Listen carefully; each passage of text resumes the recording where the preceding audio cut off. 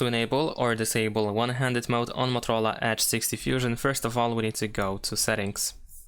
Once you open settings, scroll down a little bit and choose gestures, and then over here we can go to one-handed mode. And now we can tap on the switcher in order to turn on or turn off one-handed mode. You can perform this gesture as you can see on the screen in order to activate the one-handed mode. And on the other hand, if you use, for example, 3-button navigation instead of gesture navigation, then you might notice that this option cannot be activated. So in this case, if you want to use one-handed mode, you need to enable the shortcut, which is a little button over here. So you can tap on this button in order to activate one-handed mode. Then you can swipe up from the bottom over here like this, I believe. There we go. Or you can tap anywhere above the app, or you can just simply press the button again.